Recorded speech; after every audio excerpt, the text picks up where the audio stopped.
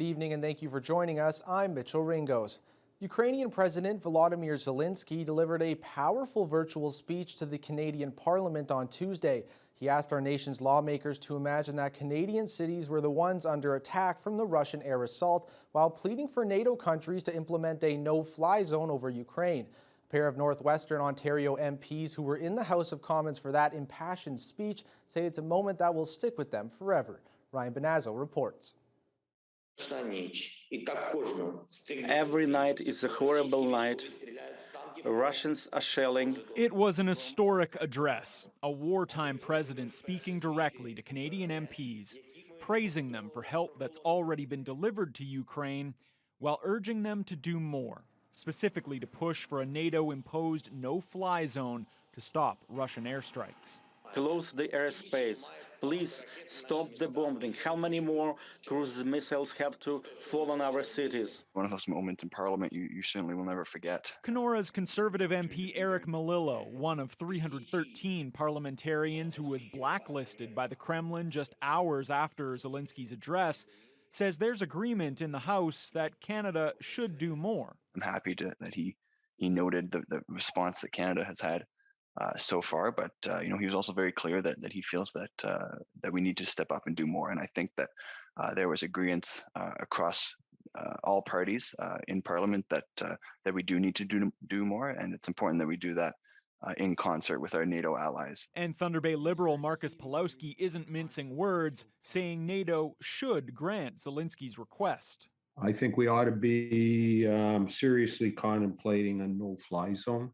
Pawlowski acknowledges the presence of Russian nuclear weapons makes that a risky proposition, but he likens it to the start of World War II, saying unfortunately he believes the West will ultimately be drawn into the fighting and should do so before Putin can make further advances. We have international obligations. We have obligations to our fellow human beings, and I think there comes a time where you can't morally just stand aside and watch women and children, old people dying and not get involved. Thus far, NATO countries, including Canada, have shown no interest in implementing a no-fly zone. Ryan Benazzo, TVT News. The Ontario government announced a new program yesterday supporting northern municipalities that provide fire services outside of their boundaries. Solicitor General Sylvia Jones made the announcement in Conmy. Vasilios Bellos has the details.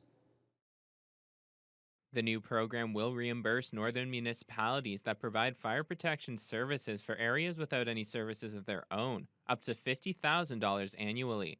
Along with this, municipalities can apply for backlog reimbursement back to April 2021.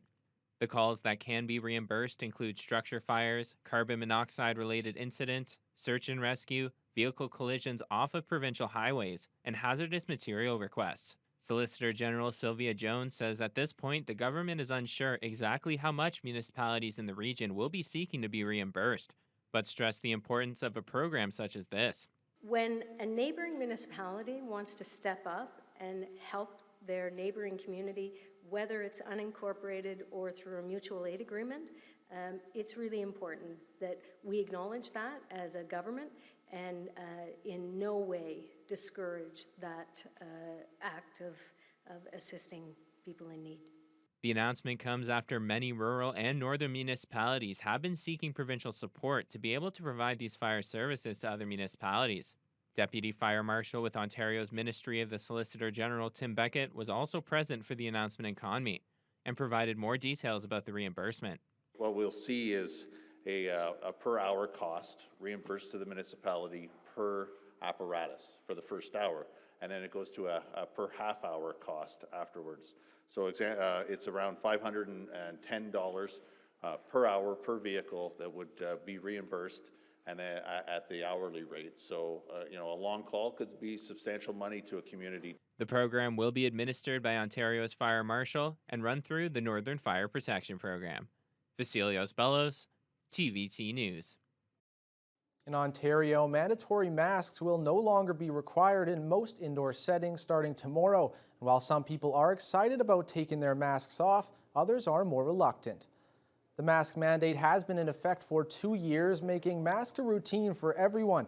And the lifting of these regulations have split the public, with some arguing that it's too soon to be taking them off, whereas others are saying that keeping them on will help bring us back to normal. We went to Inner City Shopping Center to ask residents their opinions on the mask mandate lifting. Personally, I feel that it's a little too soon because COVID is still spreading, but I'm glad that people have the option whether they would like to wear their masks or not. It will feel so different, and then by the time has passed, it'll just feel natural. I just have mixed feelings.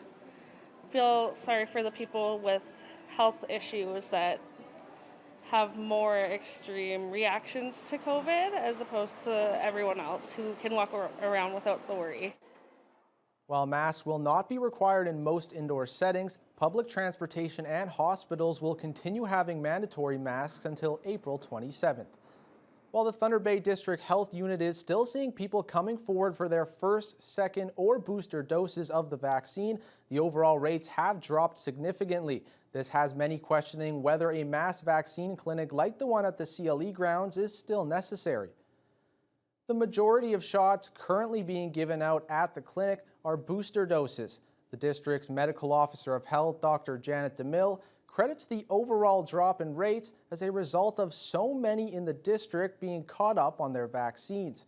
At this point, over 340,000 have been administered in the Thunder Bay District, which DeMille says has led to health unit focusing more on vaccinations outside of the CLE clinic. We are already doing more targeted clinics in different areas just to make sure that people, some focus on priority populations, but just to make sure that people have easy access to getting vaccines. So we will continue to do that just to make sure that everybody, has those vaccine opportunities available to them. DeMille went on to say there are no set plans to shut down the CLE clinic at this point, and that it will play an important role if the health unit needs to ramp up vaccines once again.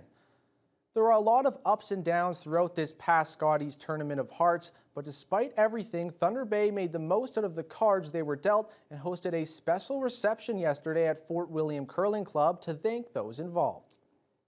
The 2022 Canadian Women's Curling Championship was a success despite the fact that the end result could have been so much more for the city of Thunder Bay, the local curling community, Team Krista McCarville, and Curling Canada. But with the whole city making the most out of the event, the Fort William Curling Club, Port Arthur Curling Club, and Kekabeka Falls Curling Club wanted to extend a sincere thank you to everyone who made the event possible in the first place, along with the resulting profit of over $60,000 to be split amongst the 3 local curling clubs that will further develop the sport of curling in our community. It was disappointing when we couldn't have the crowd, we couldn't have all the fundraising things that we usually do at the Scottys, but just to have that little bit and to look at those clubs in Thunder Bay and just say thank you to them and everything that Thunder Bay has done, I think it's really special. I mean, we were so fortunate with the way that our fans were supportive of the event, even though they weren't able to make it.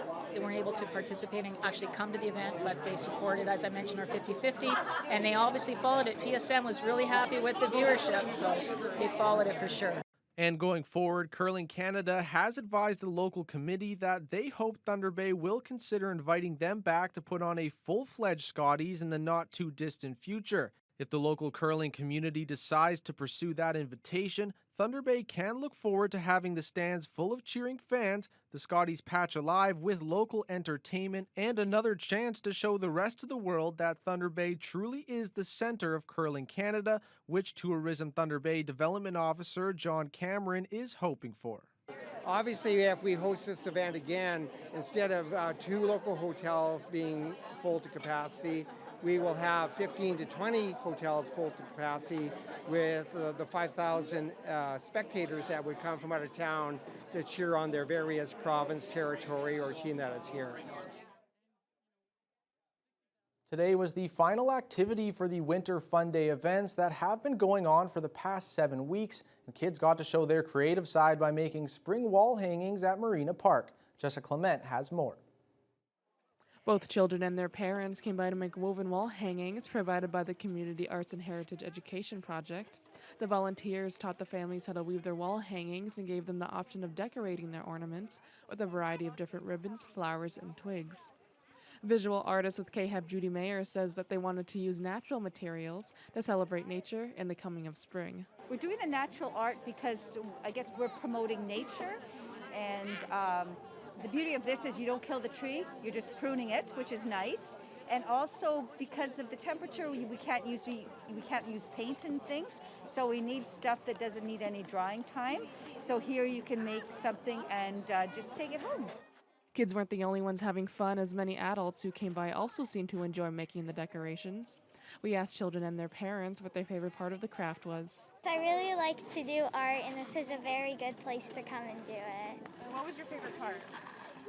The flowers. I like that there are a lot of people that come out and help out the kids with their arts and crafts, and it's just really enjoyable. Yes, we enjoy to be outside and be in a family activity. Everyone else's looks so different and good, so I'm excited to see how mine does too. The fun doesn't have to end with Winter Fun Days. To learn more about what events Thunder Bay has coming up, you can check out the city's website. Jessa Clement, TBT News. Now joined by sports anchor Kurt Black. Now definitely having fun over there. Jessa definitely had fun today. And you last night heading over to the Fort William Curling Club also for some fun. Yeah, and how could it not, Mitch? It was quite the celebration. You had $60,000 going to the local curling clubs. And of course, now that we know Team McCarville's coming back for one more season, it just made it all that much better. I got to catch up with the skip. We'll have that story right after the break.